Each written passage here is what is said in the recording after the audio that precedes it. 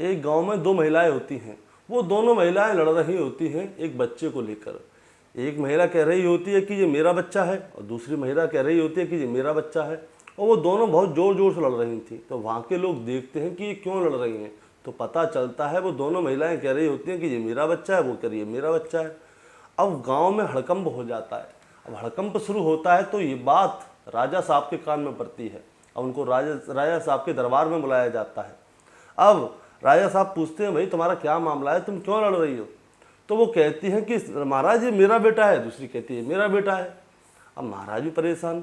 महाराज कहते हैं महिला का बच्चा है तो सही है, लेकिन एक महिला का ही हो सकता है ये बच्चा, दोनों महिला का नहीं हो सकता। अब वो दोनों बार बार फिर से लड़ रही होती है राजा के दरबार में भी। और राजा कहता है 1 मिनट रुको, अब फैसला हो गया है, अब क्या करना है क्या नहीं करना मैं देखता हूँ। वो मंत्री को बुलाता है, तो एक मंत्री को आदेश देता है कि इस बच्चे के 2 टुकड़े करवा दो, आधा हिस्सा इस महिला को दे देना, आधा हिस्सा इस महिला को दे देना। तो वहाँ पे खड़े जितने भी दरबारी होते हैं चौंक गए होते हैं कि महाराज ये क्या कह रहे हैं कि आधा आधा हिस्सा बच्चे का। तो उनमें से एक महिला कहती है कि महाराज आपके जो आपने फैसला किया है उसके ऊपर हमें पूरा विश्वास है, आप जो भी करोगे बिल्कुल सही करोगे। अब इधर में दूसरी महिला जो होती है, जैसे ही उसे पता चलता है कि उसके बच्चे के 2 टुकड़े किए जाएंगे, वो तुरंत अपने हाथ खड़े कर देती है और कहती है कि महाराज ऐसा करो, इस बच्चे को इसी को दे दो, इस बच्चे के 2 टुकड़े मत करो।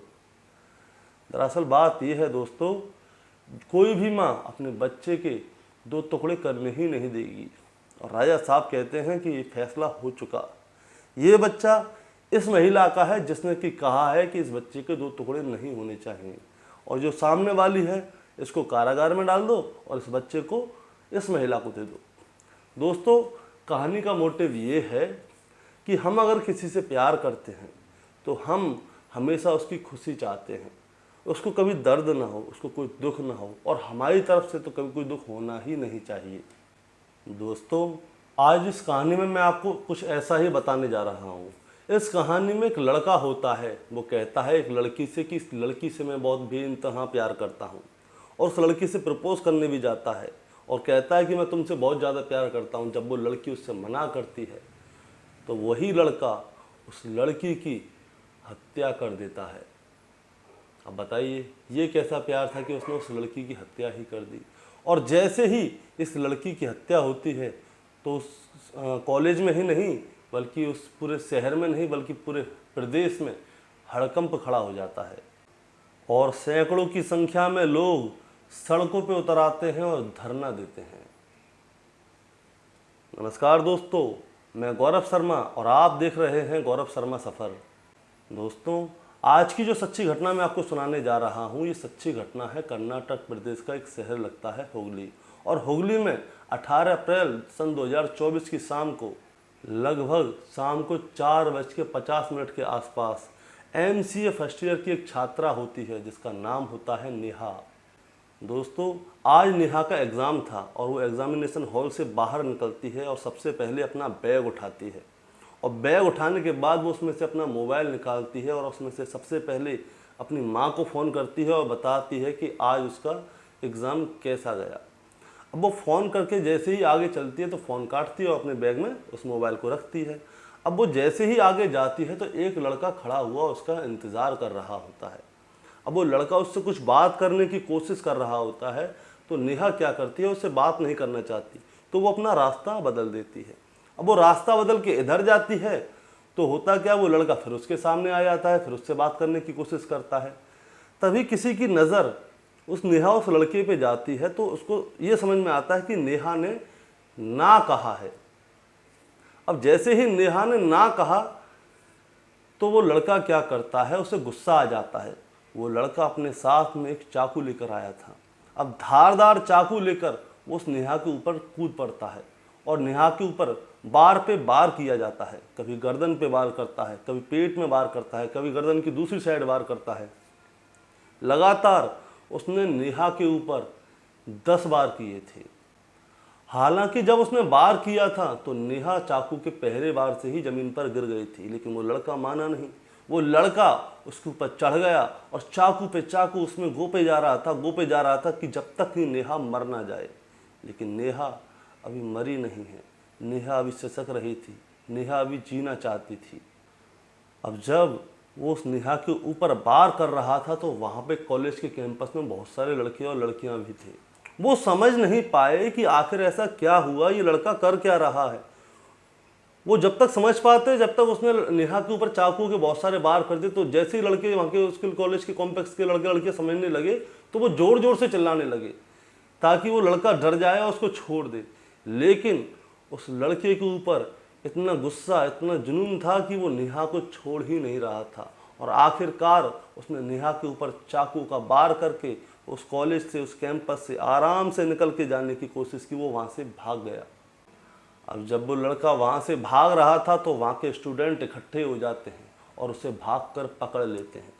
अब उसे जैसे ही वो पकड़ लेते हैं तो वो देखते हैं कि लड़का आखिर कौन है, आखिर इसने इस लड़की की हत्या क्यों की। उनने उस लड़के को देखा तो उसके बाल बड़े हुए थे, दाढ़ी बड़ी हुई थी, उसने अजीब से कपड़े पहने हुए थे। तो स्टूडेंट उसको जैसे ही पकड़ते हैं उसे बुरी तरह से मारना शुरू कर देते हैं और उसे गंभीर रूप से घायल कर देते हैं, क्योंकि उस लड़के ने उन सभी कैंपस के लड़के लड़कियों के सामने उस लड़की की हत्या की थी। तो उन सभी स्टूडेंटों को गुस्सा आ गया कि एक लड़की को मार के आखिर कॉलेज से कैसे भाग रहा था। तो उन सब ने उसको पकड़ा और बुरी तरह से पीटा। वो लड़के उससे पूछते हैं कि तुम्हारा नाम क्या है। अब वो लड़का अपना नाम बताता है कि वो बताता है मेरा नाम फैयाज़ है, फैयाज़ वंडू नायर है उसका नाम। उसकी उम्र लगभग 22 से 23 साल है और उसके पिता एक सरकारी स्कूल में एक शिक्षक होते हैं और बेलगावी साबदत्ती ज़िले का वो रहने वाला था। दोस्तों, ये लड़का भी इसी कॉलेज का स्टूडेंट था, लेकिन ये पढ़ने लिखने में कुछ ज़्यादा खास होशियार नहीं होता। ये 6 महीने पहले ही इस कॉलेज को ड्रॉप कर देता है। अब 6 महीने बाद जैसे ही इस कॉलेज में आता है वो तुरंत ऐसा कांड कर देता है कि लोग जिसके बारे में सोच भी नहीं सकते थे। और अब ये लड़की जो कि कैंपस में पड़ी हुई है, तड़प रही है, अब इस लड़की को वहाँ से उठाया जाता है। दोस्तों, इस कॉलेज का नाम था VVVP कॉलेज और यहाँ से लगभग 2 किलोमीटर दूर इसको एक हॉस्पिटल में ले जाया जाता है। इस हॉस्पिटल का नाम था KIMS, यानी कि केम्पागौड़ा इंस्टीट्यूट ऑफ मेडिकल हॉस्पिटल, जो कि कॉलेज से लगभग 2 किलोमीटर दूर होता है। उस कॉलेज के स्टूडेंट उस लड़की को लेकर उस हॉस्पिटल की ओर दौड़ रहे थे, भाग रहे थे, और वो लड़की खून से लहूलुहान थी, उसकी सांसें चल रही थीं। अब जैसे तैसे वहाँ के स्टूडेंट उसे उस हॉस्पिटल में ले जाते हैं KIMS में, और वहाँ पे स्ट्रक्चर पे लेटाया जाता है। अब जब उसे डॉक्टर को दिखाया जाता है तो डॉक्टर उसे चेक करते हैं और बताते हैं कि इस लड़की की मृत्यु हो चुकी है। अब दोस्तों, वो लड़की मर गई, लेकिन ये जो सारा कांड हुआ था वो कॉलेज के एक CCTV कैमरे में कैद हो गया था। फुटेज बिल्कुल क्लियर नहीं थी, लेकिन उसमें साफ दिख रहा है कि कोई लड़का किसी लड़की के ऊपर बार पे बार किया जा रहा है। उसके बाद में कॉलेज के बहुत सारे लड़के आते हैं, उसे उठाते हैं और हॉस्पिटल की ओर भागते हैं। अब हॉस्पिटल में पता चलता है कि वो लड़की मर गई। अब ये सारी बातें सोशल मीडिया पे फैलने लगती हैं और ये सारी बातें वायरल हो जाती हैं। अब जैसे ही सोशल मीडिया पे ये सारी बातें फैल रही होती हैं तो सब लोग ये जानना चाहते हैं कि आखिरकार ये लड़की कौन है, कहाँ से आई है और इसकी हत्या क्यों हुई है। तो दोस्तों, इस लड़की का नाम था नेहा हिरेमत, और इसके पिता जो होते हैं वो कांग्रेस के पार्षद हैं। इसी हुबली धारवाड़ नगर निगम में वो पार्षद हैं और वो भी कांग्रेस के। उनका शहर में अच्छा खासा नाम था, उनकी शहर के लोग इज्जत करते थे, लेकिन आखिर में उनकी बेटी के साथ ऐसा क्यों हुआ, उनकी बेटी की हत्या किसी ने क्यों की। अब उधर जब कैंपस में कॉलेज के लड़के लड़कियां उस फैयाज़ को मार रहे थे तो उन्होंने पूछा उससे कि आखिरकार तुमने इस लड़की की हत्या क्यों की। तब वो फैयाज़ बताता है कि हम दोनों एक दूसरे से प्यार करते थे और कुछ दिनों से ये लड़की मेरे को इग्नोर कर रही थी, मैं इससे बात करने की कोशिश कर रहा था, लेकिन ये मेरे से बात नहीं कर रही थी। तो ये बात मुझे हजम नहीं हुई और इसलिए मुझे गुस्सा आया और मैं आज भी उससे बात करने के लिए आया था, तो उसने मेरे से बात नहीं की, इसलिए मैंने उसको चाकुओं से गोद डाला और मैंने उसको मार डाला। अब जब ये बात उसने स्टूडेंट्स को बताई तो स्टूडेंट्स को ये वाली बात हजम नहीं हुई कि आखिर कोई किसी से प्यार करता है और सच्चा प्यार करता है, इतना प्यार करता है, तो उसके बाद में वो उसे चाकुओं से गोद कैसे देता है। ये बात स्टूडेंट समझ नहीं पाए। अब जैसे ही ये बात नेहा के पिताजी को पता चलती है कि नेहा की हत्या हो गई है कॉलेज में, और से एक लड़के ने, मुसलमान लड़के ने चाकू से गोद गोद के मार दिया है। तो वो ठहर जाते हैं, थम जाते हैं, और वहाँ पे रो रो कर उनका बुरा हाल होता है। लड़की के दादाजी होते हैं, लड़की की माँ होती है, सब लोगों का रो रो कर बुरा हाल हो जाता है। पूरा परिवार परेशान हो जाता है।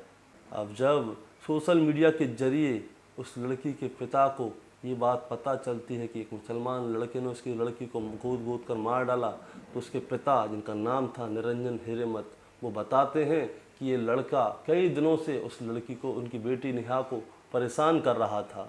निरंजन हिरेमत बताते हैं कि लगभग 6 महीने पहले की बात है, ये लड़का उनकी लड़की को बहुत परेशान किया करता था। तो निरंजन हिरेमत उस लड़के के पास जाते हैं, उसे प्यार से समझाते हैं कि बेटा, तुम किसी और कम्युनिटी से बिलोंग करते हो और हम किसी और कम्युनिटी से बिलोंग करते हैं। तुम मुसलमान हो, हम हिंदू हैं। अब ना तो इस प्यार मोहब्बत या शादी को ये समाज मंजूरी देगा और ना ही मैं मंजूरी दूंगा। तुम पढ़ने आए हो, आराम से पढ़ो लिखो और अपनी ज़िंदगी जियो। ये पढ़ना चाहती है, इसको पढ़ने दो, अपनी ज़िंदगी जीने दो, क्यों इन फालतू के चक्करों में पढ़ते हो। लेकिन वो लड़का मानता नहीं है। वो लड़का फिर भी उनकी बेटी नेहा का पीछा करता है, उसे परेशान करता है। आखिरकार निरंजन हिरेमत यानी कि नेहा के पिताजी परेशान हो जाते हैं, और तो वो आखिर में क्या करते हैं, वो अपनी बेटी को खुद कॉलेज लेके जाया करते थे और खुद ही कॉलेज से लेके आया करते थे। लेकिन इस घटना से तकरीबन 2 महीने पहले उस लड़की यानी कि नेहा की तबीयत खराब हो गई थी। उसे टाइफाइड हो जाता है। अब टाइफाइड ऐसा होता है कि उसको चला फिरा नहीं जाता, वो बहुत ज़्यादा बीमार हो जाती है। इसलिए वो 2 महीने से कॉलेज नहीं जा रही थी। लेकिन नेहा पढ़ाई करना चाहती थी, वो अपनी पढ़ाई को छोड़ना नहीं चाहती थी। अब 18 अप्रैल 2024 को उसका MCA का पहला ही एग्ज़ाम होता है। लेकिन नेहा ये नहीं जानती थी कि आज उसका पहला एग्ज़ाम तो है, लेकिन कॉलेज में खड़ा हुआ कोई उसका इंतज़ार कर रहा है, जो कि फयाज़ है, एक शिक्षक का बेटा है, और वही कॉलेज में आके उस लड़की को मारेगा। आज नेहा का पहला पेपर था, उसकी सेकंड पाली थी, उसमें वो पेपर दे के निकलती है तो देखती है कि सामने फयाज़ खड़ा हुआ है। वो उससे बात करने की कोशिश करता है, लेकिन नेहा उससे बात नहीं करती। फिर भी फयाज़ मानता नहीं है, वो उससे दोबारा से बात करने की कोशिश करता है, और नेहा जब उससे ना करती है तो वो इस घटना को अंजाम दे देता है। दोस्तों, अब जैसे ही ये घटना होती है, ये घटना सोशल मीडिया पर हवा की तरह फैल जाती है और पूरे प्रदेश में धरने प्रदर्शन होना शुरू हो जाते हैं। पूरे प्रदेश में शोर मचना शुरू हो जाता है कि आखिर उस लड़की को मारा क्यों। लोग इस मर्डर को लव जिहाद भी कह रहे हैं, और बहुत से लोग बहुत सी बात कह रहे हैं। आप न्यूज़ पे जाएंगे तो कोई कह रहा है लव जिहाद है, तो उसके पिताजी बोल रहे हैं लव जिहाद है। लड़के की माँ बोल रही है कि दोनों एक दूसरे से प्यार करना चाहते थे। लड़के का बाप बोल रहा है कि इसके पीछे पर्दा था। कोई कह रहा है कि धर्म परिवर्तन वाला मामला है। अब आप बताइएगा कि कमेंट में क्या मामला था, अगर आपको पूरी जानकारी है तो। लेकिन मुझे जो जानकारी है, मैं आपको पूरी खबर अभी भी सुना रहा हूँ और आगे भी सुनाता रहूँगा। तो अभी कहानी ख़त्म नहीं हुई है। अब 19 अप्रैल 2024 को, चाहे बेंगलोर हो, चाहे हुगली हो, चाहे कर्नाटक के बहुत सारे शहर हो, वहाँ पे कॉलेज के स्टूडेंट, पब्लिक और बहुत सारी पार्टियों के लोग सड़क पे धरना दे रहे थे, और उन सबकी एक ही मांग थी कि आखिरकार इस लड़के का एनकाउंटर क्यों नहीं किया गया, इसको मारा क्यों नहीं जा रहा है। और दूसरा ये था कि इस लड़के को जल्द से जल्द हो सके, जितनी जल्दी हो सके, इससे फांसी की सज़ा दी जाए, क्योंकि ये लड़का लव जिहादी है और ये यहाँ पे लव जिहाद फैलाने के लिए आया था। अब लड़की के पिता का जो बयान था वो था, पब्लिक जो बोल रही थी वो बोल रही थी, लेकिन इसी बीच वहाँ के पुलिस कमिश्नर का एक बयान सामने आता है। पुलिस कमिश्नर का कहना था कि जो आरोपी है उसका बयान ये है, वो कह रहा था कि लड़का और लड़की एक दूसरे से प्यार करते थे। अब कुछ दिनों से वो लड़की उस लड़के को इग्नोर कर रही थी, इसीलिए उस लड़के ने इस बात के चलते ये कदम उठाया। लेकिन हम अब इस बात को सत्य नहीं मान रहे हैं। वो कह रहे हैं कि पुलिस अभी इस पूरे घटनाक्रम की जांच करेगी, और जांच के बाद जो सच है उसको सच कहा जाएगा, जो झूठ है उसको झूठ कहा जाएगा। और फैयाद के साथ इस घटनाक्रम में जितने भी लोग हैं, या वहाँ पे कॉलेज में उसके आसपास के कोई लोग खड़े हो या इंतजार कर रहे हो, या कोई वहाँ पे सिक्योरिटी कर रहा हो, उन सबको गिरफ्तार किया जाएगा और इन सबको कड़ी से कड़ी सजा दी जाएगी। पुलिस ने तो अपना बयान इस तरह से दिया, लेकिन इसी बीच में गृह राज्य मंत्री पी परमेश्वरम वो कहते हैं कि वो दोनों रिलेशनशिप में थे, लेकिन उनके बीच में किसी बात पे लड़ाई झगड़ा हुआ, उसके चलते ये खून हुआ है। उन्होंने बस इतना कहा ही था, ये एक तरह से आग में घी का काम हो गया। अब उधर गृह मंत्री प्रहलाद जोशी का कहना है कि ये लव जिहाद का मैटर था। अब लड़की ने इस प्रस्ताव को ठुकरा दिया तो वो लड़का अपने मकसद में फेल हो गया, तो इसलिए उसने इस घटना को अंजाम दिया था। अब बात डीजीपी तक पहुंचती है तो आलोक मेहता होते हैं वहाँ के डीजीपी। वो कहते हैं कि हत्या निजी कारणों की वजह से हुई है। प्रत्येक तत्वों पर पुलिस निगरानी रख रही है, उसकी जांच पड़ताल कर रही है। आरोपी को गिरफ्तार कर लिया गया है और आरोपी से संबंधित और भी कोई अगर इस मैटर में है तो उसे भी गिरफ्तार किया जाएगा और किसी को बख्शा नहीं जाएगा।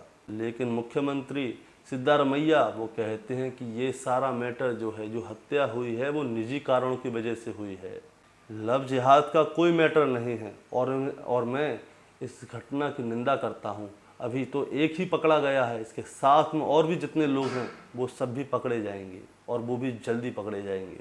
दोस्तों, अब जो सरकार में बैठे हुए लोग हैं वो एक तरह की बात कर रहे हैं कर्नाटक में, और जो विपक्ष में बैठे हुए हैं यानी कि बीजेपी के लोग हैं वो कुछ और बात कर रहे हैं। यानी कि जो सरकारी लोग हैं वहाँ की कर्नाटक में जो है इस समय पे कांग्रेस की सरकार है, तो वहाँ पे जो सरकारी लोग हैं वो कह रहे हैं कि निजी कारणों से खून हुआ है, ये हुआ है, वो हुआ है, फलान हुआ है, ढिकान हुआ है। यहाँ तक कि आप लड़की के पिता का इंटरव्यू भी देखेंगे, जो उसके पिताजी से बात की गई तो उसने बताया नहीं है कि लव जिहाद का मैटर है, वो उसने बाद में बताया है। वो बता रहा है वो दूसरी जाति का, वो बता नहीं रहा है कि वो मुसलमान है और वो ब्राह्मण है, हिंदू है। और इधर बीजेपी वाले लोग जो बोल रहे हैं वो बोल रहे हैं कि ये लव जिहाद का मैटर है। अब दोस्तों, देखते ही देखते लोगों का गुस्सा भड़क जाता है। अब एक तरफ तो लोकसभा का चुनाव है और दूसरी तरफ ये मैटर हो जाता है, तो जाहिर सी बात है लोगों को गुस्सा आएगा ही। लेकिन वहाँ की लोकल सरकार क्या कर रही है, इसके ऊपर भी राजनीति कर रही है। जो सच्चाई है उसको सामने नहीं आने दे रही। अब क्या होता है, उस लड़की के पिताजी का इंटरव्यू आता है टीवी पर। जैसे ही उस लड़की के पिता के मुंह पे माइक लगाया जाता है तो उससे पूछा जाता है कि आप क्या कहना चाहते हो, तो उसके पिताजी बोलते हैं कि मेरी बेटी बहुत अच्छी लड़की थी और वो पढ़ने लिखने में बहुत होशियार थी। 2 महीने से वो कॉलेज नहीं जा रही थी क्योंकि वो बीमार थी। उससे पहले मैं उसको कॉलेज लेके जाया करता था, आया करता था। और डिप्टी सीएम और सीएम बस इस तरह की बातें करके सिर्फ राजनीतिक लाभ लेना चाहते हैं ताकि उन्हें ज़्यादा से ज़्यादा वोट हासिल हो जाएं, जबकि खुद लड़की का पिता कांग्रेस पार्टी से ही ताल्लुक़ रखता है। अब वो कहते हैं अब जो हुआ सो हुआ। अब या तो इस लड़के का एनकाउंटर होना चाहिए या इस लड़के को जल्दी से जल्द फांसी होनी चाहिए।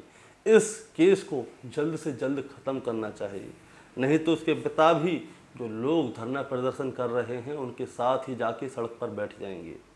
दोस्तों, आप लोगों का क्या ख्याल है इस कहानी के बारे में, ज़रा हमें बताइएगा। और कहाँ से आप इस कहानी को देख रहे हैं, देश के किस कोने से आप इस कहानी को देख रहे हैं, हमें ज़रूर बताइएगा।